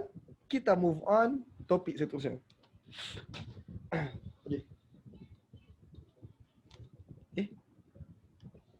Baik. Perkembangan watak. Sekarang jam, alhamdulillah kita on time. Alhamdulillah. Baik tuan-tuan, seterusnya perkembangan watak. Quran tadi saya tunjuk bagaimana Allah membina plot cerita Musa. Allah membina plot. Allah menimbulkan tanda soal, Allah menimbulkan persoalan-persoalan, lalu satu demi satu persoalan itu dijawab dan kita pun puas hati. Seolah-olah bila habis baca Quran tu, kita dah habis tengok the whole Avengers series. Seolah-olah macam tu lah. Jom kita lihat bagaimana Allah membina watak dalam Quran. Allah mengembangkan watak dalam Quran. Kita ambil satu watak yang tidak utama. Sebab watak tak utama ni tuan-tuan pun tak kenal sangat. So kita pilih satu watak yang tak utama. Contoh Nabi Daud alaihi salam. Nabi Daud alaihi salam. Ayat ni saya nak tanya satu orang Ustaz. Saya ada beberapa nama kat sini, saya tak kenal langsung ni. Saya nak tanya takut tuan-tuan terkejut. Baik, Farah. Ini saya kenal lah. Farah. Yes, Ustaz. Baik, Farah. Ya. Baik ni tuan-tuan, siapa yang tak tahu, Farah ni mu'allaf. Dia non-Muslim, masuk Islam, Alhamdulillah. Baik, Farah. Now, ini kisah Nabi Daud dalam Quran. Kisah Nabi Daud dalam Quran. Cuba fokus yang dekat nombor 1, nombor 2, nombor 3, nombor 4, nombor 5 tu. Kalau tuan-tuan tengok Al-Baqarah nombor 1, 2, 3, 4, 5, berapa ayat, Farah, Allah cakap pasal Nabi Daud? Satu ayat dalam Al-Baqarah satu ayat. Satu. An-Nisa? Satu. Al-Maidah? Satu. Al-An'am? Satu. Al-Isra? Satu. Lepas tu, Al-Anbiya, berapa ayat? 2. 2 ayat. An-Naml. Berapa ayat? 2. 2 ayat. Maka tuan-tuan, daripada nombor 1 sampai nombor 7, Al-Baqarah sampai surah An-Naml. Surah An-Naml maksudnya tuan-tuan, tuan-tuan dah baca 2/3 Quran. Nama Nabi Daud cuma touch and go sahaja. Cuma Allah sebut, lepas tu Allah tak cerita panjang-panjang. Allah cuma sebut, lepas tu senyap. Daripada awal Al-Baqarah sampai surah An-Naml. Bila tuan-tuan buka surah Sabah, 2 ayat lagi. Tapi ada maklumat baru surah Sabah. Yang panjangnya kisah Nabi Daud dalam surah Sad. Dalam surah Sad. Soalan. Bila kita baca fokus Nabi Daud sahaja, cara Quran membina watak Nabi Daud, apa kita akan dapati? Ini apa kita akan dapati. Oh, saya patah balik ke atas. Saya takut tuan-tuan tak nampak. Farah, ada berapa petikan Quran cakap pasal Daud? Ada berapa? 9. 9. Remember that? 9. Maka tuan-tuan, 9. tengok 9 kali Allah bina watak Daud alaihi salam. Bila tuan-tuan first time buka Quran, baca daripada awal, first time tuan-tuan akan jumpa nama Nabi Daud bila Allah sebut wa qatala Daud Jaluta, surah Al-Baqarah. Allah kata wa qatala Daud Jaluta, Daud telah membunuh Jalut. Maka tuan-tuan, gambaran yang Quran bagi tentang Nabi Daud adalah, by the way Allah tak sebut Nabi lagi pun, tentang Daud, awal-awal lagi Allah kata, Daud bunuh Jalut. Jalut yang jahat tersebut, Daud bunuh. Kesimpulan, Allah gambarkan Daud sebagai satu orang pahlawan yang berani. Itu cara Allah bagi tahu kat kita. Kalau kau nak kenal Daud, Daud tu pahlawan berani. Dia bunuh Jalut. Kemudian Allah kata, wa atahullah mulk wal hikmah wa 'allamahu mimma yasha. Kemudian Allah bagi kerajaan dekat Daud alaihi salam. By the way, kalau tuan-tuan baca keseluruhan cerita ini dalam Quran, dalam Al-Baqarah, dia tentang Allah lantik Raja Talut sebagai raja. So Talut sebagai raja, habis cerita tu Daud bunuh Jalut, kemudian Daud jadi raja. Tuan-tuan jangan silap Talut, Jalut, 2 orang berbeza. Maka tuan-tuan, dalam Al-Baqarah Allah perkenalkan watak Daud sebagai satu pahlawan yang berani, kemudian jadi raja. Kemudian kita pun nak tahu juga, anak siapa Daud ni? Dia bunuh Jalut tu macam mana? Kita teringin nak tahu. Maka kita pun kata, dia ni kuat sangat ke? Kita teringin nak tahu. Allah beri dia kerajaan. Lepas tu masa dia jadi raja macam mana? Okey tak? Kita tak tahu lagi. Tuhan tak beritahu lagi. Allah ajar dia hikmah. Allah ajar dia semua benda yang dia tahu. Benda apa Allah ajar? Kita tak tahu lagi. Apa dia guna? Apa yang dia manfaatkan dengan benda yang Allah ajar? Kita tak tahu lagi. Al-Baqarah. Kali kedua kita dengar perkataan Daud, surah An-Nisa. Allah kata wa ataina Daud Zabura. Allah bagi dekat Daud kitab Zabur. Maka tuan-tuan, kita pun kata, Zabur? Daud dapat kitab Zabur? Musa dapat Taurat, kita faham. Dia Nabi penting, dia Rasul utama. Isa dapat Injil, kita faham. Sebab dia Rasul utama. Muhammad dapat Quran, kita faham. Dia watak utama. Daud watak sampingan. Kenapa Daud dapat kitab juga? Zabur. Kelebihan ni. Kita tertanya-tanya, ada apa dengan Zabur? Sebab kalau tuan-tuan study Quran, jarang Allah sebut pasal Zabur. Allah banyak cakap pasal Taurat, Injil, Quran. Taurat, Injil, Quran. Sekarang Allah bagi tahu Daud dapat Zabur. Kita tertanya-tanya, apa hebatnya Daud sampai dapat Zabur? Kemudian Allah develop lagi karakter dia. Surah Al-Ma'idah 1 ayat sahaja Allah kata Allah laknat Nabi Daud laknat Bani Israel guna lidah dia. Maka kita pun kata, weh, Daud ni raja. Daud laknat rakyat dia sendiri. Apa rakyat dia buat? Daud ni pandai barang ke apa? Kita tak tahu. Masih tertanya-tanya. Maka kita cuba nak pasang puzzle tu, tak jumpa lagi. Dia hanya menimbulkan tanda tanya. Allah develop karakter Daud. Kita jumpa surah Al-An'am. Allah gelar Daud sebagai muhsin. Orang yang muhsin. Orang yang sentiasa enhance, menambah baik. Allah kata, wa min zurriyatihi, daripada keturunan Nuh, Daud, datang Nabi Daud, dan juga nabi-nabi lain. Hujung sekali, wa kadzalika najzil muhsinin. Demikian Allah beri ganjaran kepada orang muhsin. Maka Nabi Daud, Allah sebut nama kat situ, Allah gelar Daud sebagai muhsin, orang yang sentiasa menambah baik. Baru Al-Maidah Allah bagi tahu dia laknat Bani Israel, sekarang Allah kata dia muhsin. Orang yang menambah baik ni duk laknat orang ke? Kita tertanya-tanya. Kemudian kita jumpa surah Al-Isra, Allah ulang balik Daud diberi kelebihan Zabur. Maka kita pun kata, dia orang muhsin. Patutlah dia dapat Zabur. Sekarang dirungkai sedikit. Dia orang muhsin. Dia pula pahlawan berani. Lepas tu dia dapat Zabur. Dah nampak sikit lah. Dah nampak sikit. Kemudian, dalam surah Al-Anbiya 2 ayat, Allah perkenalkan Daud sebagai hakim yang bijak. Kemudian, ingat tadi, Al-Baqarah, Allah kata Allah ajar dia segala benda. Allah beri ilmu dan hikmah. Allah bagi apa tak tahu. Sekarang baru kita tahu. Daud diberi kelebihan untuk manipulate besi, manipulate gunung, manipulate burung dan manipulate besi. Daud boleh manipulate ketiga-tiga perkara tersebut. Boleh manipulate nak guna untuk apa? Allah tak bagi tahu lagi. Allah kata Daud boleh manipulate besi, burung, gunung. Daud guna untuk apa? Allah tak bagi tahu. Cuma tadi Allah kata Daud hakim yang bijak. Kemudian kita jumpa surah An-Naml. Allah bagi tahu kata Daud ada anak yang bijak, pewaris yang bijak. Tuan-tuan, kita tak kenal sangat pun Daud lagi. Cerita Daud buat apa pun kita tak tahu lagi. Sekadar sekarang Allah perkenalkan Daud ni macam ni. Baik, bagus. Lepas tu dapat anak yang baik pula. Raja Daud ini, sewaktu dia jadi raja, takbir macam mana pun Tuhan tak bagi tahu lagi. Tiba-tiba Allah kata dia ada pewaris yang hebat. Dan kalau tuan-tuan baca surah An-Naml, Allah cakap tentang Balqis, Nabi Sulaiman bin Daud lah. Nabi Sulaiman bin Daud. Kita kagum dengan watak Sulaiman dalam surah An-Naml. Dan Sulaiman tu anak Daud. Maka bila kita kagum dengan watak Sulaiman, sebab surah An-Naml ni panjang cakap pasal Sulaiman, dan Allah kata Sulaiman jadi macam tu, hasil didikan Daud. Sebab Daud transfer, wariskan semua yang Daud ada bagi dekat Sulaiman.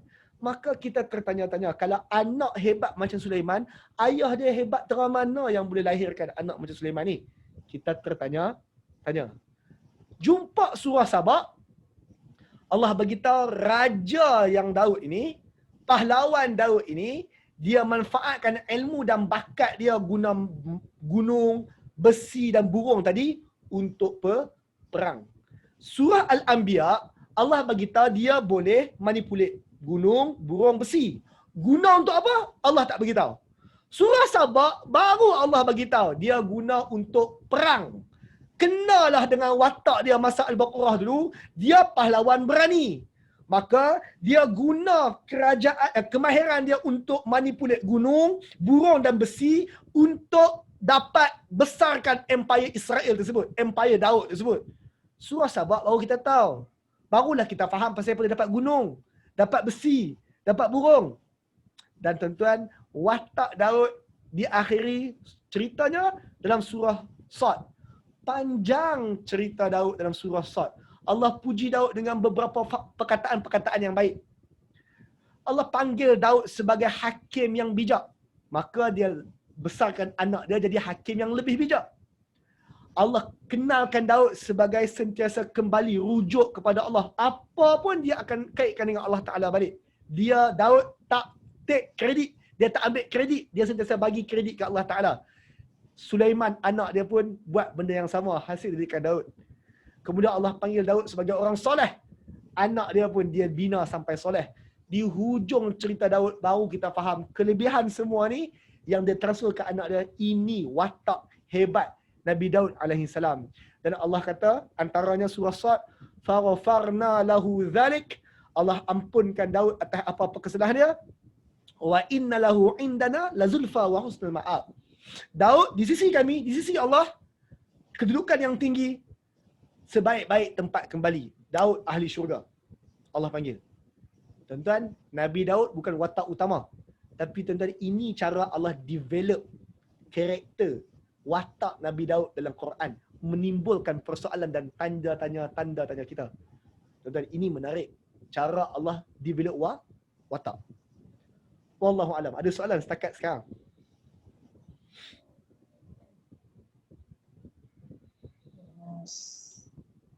Tadi pun 53 peserta, sekarang pun 53. Maksudnya tuan-tuan tak left lah. Oi, terima kasih sangat tuan-tuan. Kita alhamdulillah on time. Sekarang tuan-tuan tak ada soalan. Bagaimana cara nak menikmati cerita Al-Quran? Saya harap lepas saya explain plot yang pelbagai, cara bina plot pelbagai tersebut, saya harap tuan-tuan rasa macam Quran ni cerita dia menarik lah. Saya harap macam tu. Maka sekarang Ustaz, saya rasa macam menarik lah. Maka macam mana saya nak mula untuk study balik cerita-cerita dalam Quran ni? Maka pertama sekali tuan-tuan, Allah kata cerita terbaik, cerita Quran. Allah tak kata cerita hadis, cerita terbaik. Bukan saya memperlekehkan hadis, tapi dengar dulu. Allah kata cerita terbaik, cerita Quran. Bukan yang dalam hadis. Cerita terbaik, cerita Quran. Bukan cerita dalam kitab sirah. Cerita terbaik, cerita Quran. Bukan cerita dalam buku cerita tepi jalan tu. Bukan. Buku cerita tepi jalan, ada kisah Nabi Musa. Ada, bukan tak ada. Ada para ulama kita kumpul sirah berkenaan dengan para rasul. Contoh Ibu Kathir, dia ada kumpul Qisasul Anbiya, nama kitab dia. Kisah-kisah para nabi, Qisasul Anbiya. Yang mana dia tulis style buku cerita dalam kisah tersebut. Tapi Allah tak panggil kitab itu ataupun style itu sebagai kisah terbaik. Kisah terbaik masih lagi Quran. Jadi, teknik untuk menikmati cerita Al-Quran adalah tuan-tuan baca teks Arab cerita itu dan jangan kaitkan langsung dengan mana-mana sumber luar. Baca cerita Quran hanya guna Quran saja. Jangan kaitkan dengan sumber luar lagi. Bila kita kaitkan dengan sumber luar, maklumat yang tambahan itu kadang-kadang mengganggu kecantikan teknik Allah bercerita dalam Quran. Bukan tak boleh, saya kata jangan dulu. Jangan dulu. Ingat tadi abang, ada satu orang abang tanya, ada tak watak tu tak sebut nama, hadis sebut? Ada. Tapi tuan-tuan jangan dulu guna nama tersebut. Stay guna nama yang Quran dulu. Nanti tuan-tuan akan nampak kebaikan dia. Saya bagi contoh antara sebab kenapa nama disembunyikan. Better guna kelebihan Quran, nama Quran. Saya bagi contoh tuan-tuan. Perkataan Syekhul Kabir. Syekh Kabir. Orang tua yang sangat tua. Syekh Kabir. Dalam Quran 2 kali Allah sebut. Dekat 2 cerita berbeza. Satu, ketika dalam surah Al-Qasas. Sorry. Yang kali pertama kita jumpa dalam surah Yusuf. Ketika abang-abang Yusuf tu pergi bawa adik dia Bunyamin pergi jumpa Al-Aziz. Al-Aziz tu Yusuf, cuma dia tak kenal. Maka Bunyamin dia dapati ada ambil something milik diraja. Maka Bunyamin kena tahan. Abang-abang dia kata, wahai Al-Aziz, lepaslah adik kami ni sebab kami ada ayah yang Syekhul Kabir. Ayah yang tua sangat-sangat lah. Maka Syekhul Kabir kali pertama mereka gelarkan kepada ayah Yusuf. Ayah Bunyamin. Ayah kepada semua Bani Israel. Itu kali pertama. Kali kedua, Allah guna perkataan Syekhul Kabir apabila 2 orang puteri dekat Madian. Mereka panggil dekat ayah mereka Syekhul Kabir. Sewaktu Nabi Musa tolong 2 orang perempuan ni untuk ambil air untuk kambing mereka. Mereka panggil Syekhul Kabir. Sekarang tuan-tuan, kaitan antara surah Yusuf, kisah Yusuf dengan kisah Musa tu ada. Ada kaitan kisah Yusuf dengan kisah Musa. Kalau tuan-tuan padam perkataan Syekhul Kabir berbuah nama Yaqub untuk ayah Nabi Yusuf, kalau tuan-tuan padam perkataan Syekhul Madian berbuah nama lain untuk cerita di Madian tersebut, tuan-tuan tak sedar kaitan antara 2 perkataan tersebut. Quran dia hati-hati dalam menulis perkataan. Saya bagi contoh lain tuan-tuan. Dalam Quran, kalau saya tanya tuan-tuan, Nabi Musa di masa baby-baby tu diletakkan dekat mana masa baby tersebut, tuan-tuan akan jawab masuk sungai. Kalau saya tanya Firaun tenggelam kat mana, tuan-tuan akan jawab tenggelam dekat laut. Tapi kalau tuan-tuan tengok teks Quran, Allah kata Nabi Musa waktu baby tersebut, surah Al-Qasas, dilempar masuk dalam Yam. Saya tak berterjemah lagi. Yam. Fir'aun juga dilempar masuk, tenggelam dalam yam. Cuma bila kita cakap bahasa Melayu, orang terjemah yam yang pertama sebagai sungai, orang terjemah yam yang kedua sebagai laut. Tuan-tuan, kenapa terjemahan berbeza kita bincang hari lain. Tapi tuan-tuan, lihat bagaimana kejatuhan Fir'aun bermula dengan diletakkan Musa dalam yam. Letak Musa dalam yam adalah untuk melempar Fir'aun dalam yam untuk kali kedua. Yam dekat ayat tersebut merujuk kepada aliran air yang mengalir. Maka sama ada sungai atau laut. Guna istilah asal Quran guna, kita nampak kaitan kemukjizatan dia. Dan adalah benda-benda lain dalam Quran tentang penggunaan perkataan Quran ni. Sebab tu saya suka guna istilah Quran instead of kita guna maklumat daripada luar. Teknik nikmati cerita Quran. Ingat tadi Allah sebut Quran ni cerita terbaik? Awal ayat tersebut Allah kata, tilka ayatul kitabil mubin, ini ayat Alkitab yang jelas, inna anzalnahu Qur'anan Arabiyya. Bacaan ini diturunkan dalam bahasa Arab. La'allakum ta'qilun. Moga-moga kalian guna akal. Tuan-tuan, cerita Rasul dalam Quran, dia bukan untuk dibaca sepintas lalu. Dia untuk dibaca, kemudian kita guna akal untuk hadam cerita itu. Dan untuk hadam kelebihan cerita itu, mesti baca yang bahasa Arab. Kaedah Allah bercerita guna bahasa Arab itu, meskipun ayat pendek tapi kita faham latar belakang cerita kerana penggunaan bahasa Arab tersebut. Bila kita membaca kisah itu guna teknik Arab bahasa dia, nahnu naqussu alayka ahsanal qasas, barulah kami ceritakan kepada kalian dengan sebaik-baik cerita. Quran ini kisahnya akan nampak hebat, baik, mantap, plot bagus kalau kita baca balik yang bahasa Arab, kemudian kita kupas ikut kaedah bahasa Arab dia. Maka tuan-tuan, untuk menikmati kisah Quran ini, satu, baca sendiri tanpa guna sumber luar, pasang balik dia punya puzzle-puzzle tersebut tanpa guna sumber luar, kemudian paling bagus sekali kekalkan penggunaan istilah-istilah asal dalam bahasa Arab tanpa kita manipulate dia punya terjemahan dalam bahasa Melayu. Barulah kita boleh menikmati keindahan kisah itu diceritakan dalam Quran, insya-Allah. Maka tuan-tuan, actually dah habis dah. Ada soalan sebelum saya akhiri dengan apa next? Ada soalan? Ustaz, saya tanya satu. Baik. Syekh. Abang sebelum tu bang. Abang Ya. nama apa? Abu Hassan. Abu Hassan dari Sungai Buloh. Sungai Buloh. Baik bang. Ya. Syekh ada mensyuruh dalam Quran merujuk kepada tua, tapi sekarang ni di kota Syekh Azhar apa semua tu macam mana? Tua ke juga ataupun yang berpengalaman? Baik, Syekhul Kabir. Perkataan Syekh abang ni tanya, tadi saya terjemah Syekhul Kabir tu yang tua, sangat-sangat tua. Tapi hari ni kita panggil Syekh Azhar lah, Syekh tu lah, Syekh ni lah. Baik, okey, ni satu lagi keseronokan bahasa Arab tuan-tuan. Saya nak contoh kisah Musa dalam surah Qasas, dua orang budak perempuan yang Musa tersebut. Abang apa tadi? Saya lupa nama abang. Abu Hassan. Abu Hassan. Baik, Abang Abu Hassan. Kita sembang saya abang. Okey, dalam surah Qasas, Nabi Musa duduk bawah pokok, dia tengok ada dua orang perempuan tersebut macam duduk kat belakang. Nabi Musa pun mai. Wahai dua orang perempuan, hampa ni pasal apa duduk kat belakang ni? Maka dua orang perempuan tu pun kata, kami tak boleh bagi kambing kami minum sebab perempuan-perempuan tu laki-laki tu ramai sangat. Kami tak boleh nak bagi kambing kami minum. By the way, ayah kami Syekh Kabir. Tu cara perempuan tu jawab. Perempuan tu kata, kami tak boleh bagi kambing kami minum sebab banyak sangat laki dekat telaga tersebut. By the way, ayah kami Syekh Kabir. Saya nak tanya abang, apa maksud Syekh Kabir kat situ? Maka terjemahan dia, apa bang? Orang tua lah. Sangat tua. Maka perkataan Syekh Kabir kat situ, kita boleh faham sebagai, ayah saya tua, sangat-sangat tua dah. Sebab tu kami anak perempuan yang mai bagi kambing kami minum. Kita boleh faham macam tu. Tapi menarik tuan-tuan, perkataan Syekh Kabir tu macam abang cakap lah. Syekh Kabir tu bukan maksudnya orang yang berpengaruh ke? Orang yang dihormati ke? Jawapannya, terjemahan juga boleh terjemah sebagai, wahai budak lelaki, pasal apa tiba-tiba main mengorat kami perempuan ni? Nak mengorat ke? Hati-hati sikit. Ayah kami VIP tau, Syekh Kabir. Perkataan Arab yang sama boleh diterjemah dengan dua terjemahan. Terjemahan mana betul? Menariknya Quran dua-dua betul. Sebab memang ayah perempuan tersebut adalah ketua Madian.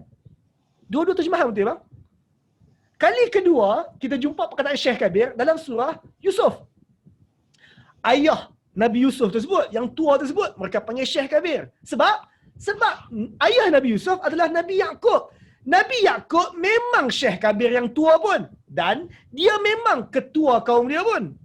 Jadi tuan-tuan, perkataan Syekh Kabir boleh diterjemah kepada tua sangat tua, boleh diterjemah kepada orang berpengaruh.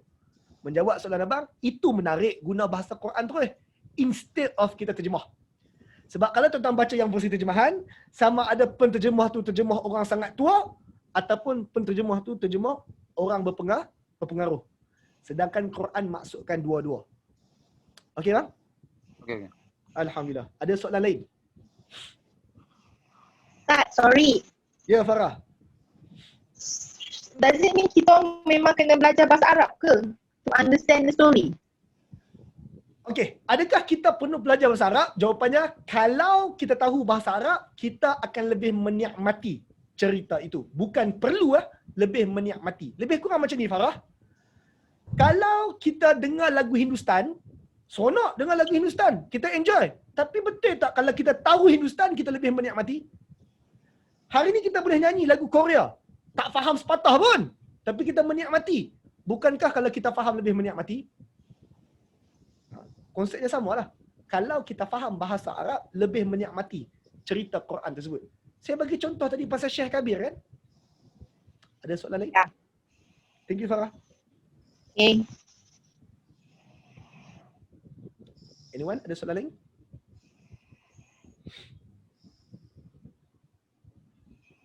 Alhamdulillah, tak ada soalan lain. Saya nak tengok Ustaz, kawan-kawan Facebook kita ada tulis apa tak? Ada Ustaz, saya ada satu soalan. Ya, tanya kak. Okey. Dapat apa ni yang dalam Quran ayat kepada mereka yang menggunakan akal. Dan kalau akal itu kalau kita apa ni understand atau faham, akal adalah cognitive ability. Wow, baik. Isteri pakai perkataan itu Baik. ataupun kehebatan minda lah ya. Baik. Jadi kehebatan minda itu memang berbeza-beza di antara kita manusia. Baik. Jadi apakah hikmahnya perbezaan apa ni akal itu, sebab saya merasakan itu sebagai satu measurement. Jadi kalau yang tak berapa berakal, jadi Quran itu kurang kilauannya. Itu soalan saya ke tak tahulah, tapi itu bermain di dalam minda saya. Terima kasih. Seolah-olah kalau ayat kasarnya, seolah-olahnya orang bodoh tak masuk Islam lah. Lebih kurang macam itulah. Seolah-olah kalau kita ni tak mahir sangat nak berfikir, kita akan jadi orang kafir. Seolah-olah macam itulah. Macam itulah. Jawapannya macam ni. Pertama sekali, Allah cipta semua orang ada akal. Itu confirm. Yang keduanya adalah kita nak guna atau tidak. Sebab itu Allah panggil dekat orang yang kafir, bijak macam mana pun dia, tapi kalau dia memilih untuk kafir, Allah kata dia bodoh. Allah kata dia bodoh. Kognitif tak kognitif ke, akal dia IQ berapa ke, kalau sembah lembu, lembah patung, Allah kata bodoh. Berarti ada budak kampung hujung kampung Ulu Banat mana tau, tapi dia orang Islam. Allah kata dia ni guna akal. Faham? Poin dia kat sini, Ustaz, saya memang orang Islam tapi lahir sebagai Muslim. Saya lahir sebagai Muslim. Saya pun Quran tak kerti baca sangat, tapi saya Muslim lah. So macam mana dengan saya punya kemahiran akal ni? Kesimpulan macam ni. Siapa yang faham lebih, dia seronok lebih. Tapi at least, kalaulah kita tak faham lebih-lebih Quran, tapi kita kata Tuhan tu satu, kira okey lah. Akal kita masih digunakan lah. Dan satu lagi, kalau semua orang tahap akalnya sama, tuan-tuan tak tengoklah saya punya FB Live malam ni. Fas'alu ahli zikri in kuntum la ta'lamun. Tanya orang tahu kalau tuan-tuan tak tahu. Farah tanya tadi, saya tak tahu bahasa Arab.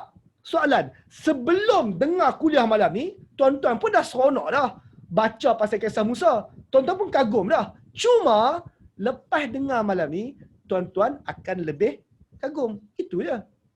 Maksudnya, tanpa kelas malam ni, tuan-tuan dah kagum dah pun dengan kisah Musa, dengan kisah Adam. Tapi lepas dengar, baru tuan-tuan bertambah kagum.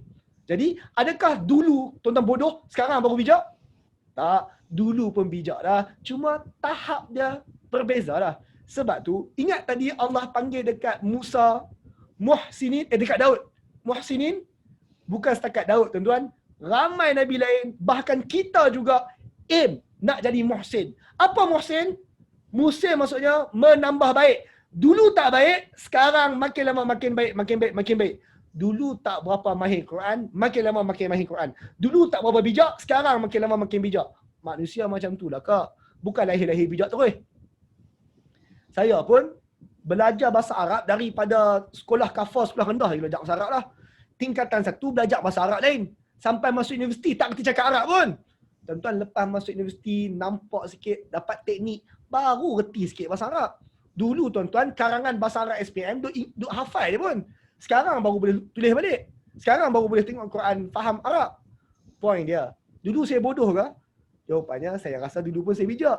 Cuma lah lebih bijak. Ampuh mulut. Dulu pun kita bijak. Sekarang kita lebih bijak. Yang pentingnya tuan-tuan, kalau tuan-tuan Muslim, tuan-tuan memang dah ada satu tahap kebijakan yang bijak. Ada soalan tambahan?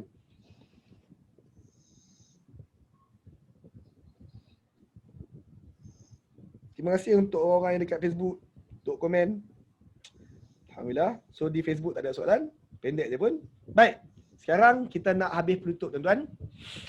Apa yang kita sedang buat hari ini? Kita sedang buat tadabbur siri Al-Quran bercerita. Dan hari ini, sesi malam ini, kita adalah sesi pengenalan. Dan tadi yang tuan-tuan dengar tu adalah pengenalan bagaimana Allah bercerita. Seni Allah bercerita.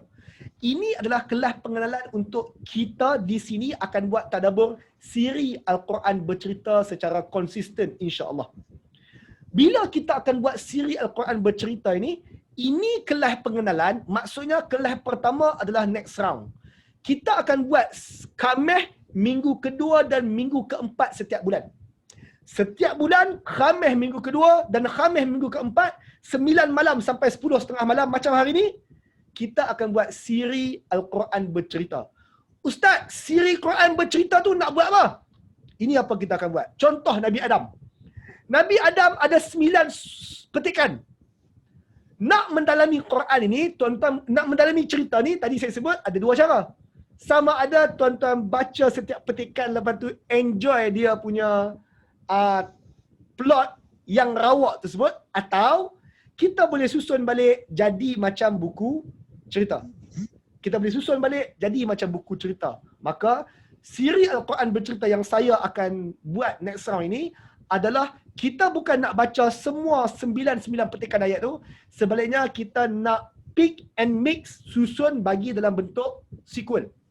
Daripada Adam diciptakan sampailah turun ke bumi. Kalau Musa daripada dia lahir sampailah dia mati. Kita nak susun balik ikut turutan. Maka ingat tadi tuan-tuan sebut kata saya tak mahir bahasa Arab lah, apalah, tak apa, mai saya buat. Tuan-tuan mai dengar je. Tuan-tuan tekan share je. Itu je. Maka oleh sebab ada orang mahir, kita guna kemahiran orang mahir. Maka tuan-tuan mahir untuk mendengar, tuan-tuan mahir mendengar, tuan-tuan mahir untuk baca, tuan-tuan guna untuk baca, saya mahir untuk present, saya present. Kita contoh Nabi Adam, 9 petikan ini, kita akan susun balik ikut turutan. Maksudnya tuan-tuan, contoh Nabi Adam, kita akan mula dengan kisah Nabi Adam. Kisah Nabi Adam, 9 petikan tadi, kita akan habis discuss 3 siri. 9 petikan Quran tadi, kisah Nabi Adam, kita akan habis discuss 3 siri. Siri pertama, kita akan buat tentang Khalifah Adam. Allah nak cipta Adam sebagai Khalifah atas muka bumi, kisah tersebut, sampailah akhirnya Adam diciptakan. Kemudian, Allah, by the way, Khalifah Adam ni sampailah Iblis marah ke Allah Ta'ala apa bagai tu. Iblis rebel tersebut. Kemudian kita berhenti. Next round kita buat tentang ingatan Adam. Ingatan Adam ni adalah Allah pesan ke Adam. Adam, hang masuk syurga elok-elok dah. Ni Iblis tau. Iblis jahat tau. Jangan kawan tau. ingatan Adam. Dan kita tengok bagaimana Iblis try untuk tackle Adam supaya keluar syurga sama-sama. Yang ketiga, kita lihat bagaimana akhirnya Adam termakan buah tersebut, tergelincir keluar, dan bagaimana Adam taubat daripada perbuatan tersebut. Habis 3 siri ni, tuan-tuan akan faham apa beza Adam dengan Iblis terhadap keingkaran mereka ataupun tergelincirnya mereka kepada Allah Subhanahu Wa Taala. 3 siri ini kita akan habiskan keseluruhan cerita Adam versi Quran. Saya tak akan quote hadis langsung. Kita hanya akan fokus versi Quran. Okey? Alhamdulillah. So, siri seterusnya kita akan buat Khalifah Adam dulu bila 8 Oktober. Bulan depan 8 Oktober kita akan buat Khalifah Adam. Nak tengok kat mana? Tuan-tuan boleh tengok dekat Zoom macam sebahagian kawan-kawan kita buat sekarang 50 lebih tu. Zoom saya ni, saya punya account dia punya limit 100 orang setakat sekarang lah. Kalau ramai sangat yang join, insya-Allah saya upgrade lah lesen tu. Lesen Zoom saya sekarang 100 orang boleh join. Kita akan buat di Zoom. Saya galakkan kawan-kawan dekat Facebook tu ikut di Zoom dulu supaya tuan-tuan boleh tanya soalan, saya boleh jawab. Dan bila lama sikit saya boleh tanya soalan kat tuan-tuan juga. Tadi semua nama saya panggil tu yang saya kenal lah. Mereka dia ikut kelas saya banyak kali lah. Lepas ni nak try juga panggil Abang Sofi lah, Kak Fairuz lah, nak panggil juga kan. Ataupun tuan-tuan boleh tengok dekat FB Live. FB Live ni tuan-tuan, esok pun tuan-tuan boleh tengok lagi. Lusa pun tuan-tuan boleh tengok lagi sebab dia tak akan dibuang, insya-Allah. Bukan sekadar tu, apa yang kita buat malam ni direkod. Saya rekod. Bila saya rekod, nanti saya akan potong pendek-pendek, kita akan edit video kita rekod malam ni, saya akan upload balik dekat YouTube, menyebabkan tadi kan kita ada bab-bab, saya akan potong setiap bab itu, tuan-tuan boleh study bab itu saja nanti di YouTube. Saya akan upload. Semua ini adalah secara percuma, insya-Allah. Saya galakkan tuan-tuan ikut pada tarikh-tarikh tertentu. Tapi kalau nak buat macam mana, tarikh tu nak pergi makan kenduri, tuan-tuan tak boleh ikut. Tuan-tuan tengok rakaman. InsyaAllah boleh. InsyaAllah boleh. Baik. Ustaz, nak bayar berapa ringgit? Jawapannya, kelas untuk siri Quran bercerita ni 100% percuma. Kelas hari ni percuma, kelas Adam percuma, kelas lepas tu pun insya-Allah percuma. Sebab apa percuma? Tuan-tuan, dalam dunia ni tidak ada benda percuma. Sama ada tuan-tuan bayar ataupun orang lain bayar on behalf tuan-tuan. So, kelas ini tidak percuma. Sebab kelas ini adalah kelas infak. Kelas yang ada orang infak untuk kelas ini berjalan. Maka tuan-tuan, kita sebenarnya kelas ini untuk lancarkan tabung infak. Tabung ni sebelum ni tak ada. Hari ni baru nak lancar. Tabung infak ini MyBank Islami atas nama tertera dan itu nombor akaun ya. Kelas ini percuma, tuan-tuan tak bayar 1 sen pun tak apa. Tapi kalau tuan-tuan nak bayar, itu nombor akaunnya untuk kita kumpul dana infak. Dana yang masuk akaun ni akan guna untuk apa? Jawapannya untuk kelas ini berlangsung. Tapi tuan-tuan cakap terus terang, kalau tuan-tuan tak bayar 1 sen pun, kelas ni tetap akan berlangsung. Sebab bahan nak buat kelas ni semua dah ada. Internet dah ada, kamera dah ada, komputer dah ada. Memang boleh buat pun. Kalau tuan-tuan tak bank in 1 sen pun. Tapi, tabung infak ni fungsi utamanya adalah untuk saya rakam dan juga buat FB Live kelas-kelas yang lain dengan topik-topik yang lain. Saya pergi ke sana ke sini untuk mengajar tadabbur Quran. Selalunya tadabbur Quran. Ada 2-3 tempat saya ajar tadabbur hadis. Tapi di sana semenjak PKP ni tuan-tuan, satu tempat orang ramai tak boleh masuk. Ada 20 orang saja boleh mai. Kelas 100 orang sebelum PKP, lepas PKP tinggal 20 orang. Sebab yang lain tu tak boleh mai, penjarakan sosial. Maka saya terkilan sebab ada orang duk sedih tak boleh mai kelas saya. Jadi, sesiapa yang bank in dekat tabung infak ini, kita akan kumpul untuk beli alatan rakaman. Supaya saya boleh rakam kelas-kelas saya tersebut ataupun pancarkan FB-Live kelas tersebut supaya tuan-tuan yang duduk jauh pun boleh dapat manfaat dan orang-orang tersebut boleh dapat manfaat. So saya pergi surau sana, saya akan record dan juga FB Live. Saya pergi surau ni, tempat ni pun saya akan record dan FB Live. So tuan-tuan juga akan dapat manfaat. Kesimpulan, sesiapa yang bank in dekat tabung infak ini, dia akan dapat share untuk rakaman dan juga FB Live yang kita akan buat untuk kelas lain. Kelas lain. Tadabbur mana pun tak kisahlah. Kita akan buat. Baik. Tabung ini baru. Baru hari ni saya dedahkan nombor akaun. Sebelum tak ada orang tahu pun. Mungkin ada sebahagian tuan-tuan tahu bahawa saya ada akaun CIMB atas nama yang sama. Tuan-tuan, akaun CIMB tu untuk urusan peribadi saya, untuk saya guna untuk kutip yuran. Please jangan bank in. Jangan bank in dekat akaun CIMB. Sebab kalau tuan-tuan bank in dekat akaun CIMB, saya pergi makan KFC. Tuan-tuan bank in dekat my bank, yang tu kita guna untuk infak. Jelas tuan-tuan? InsyaAllah. Kita akhiri kat sini kafaratul majlis. Subhanakallahumma bihamdik. Asyhadu an la ilaha illa anta. Astaghfiruka wa atubu ilaih. الله أكبر الله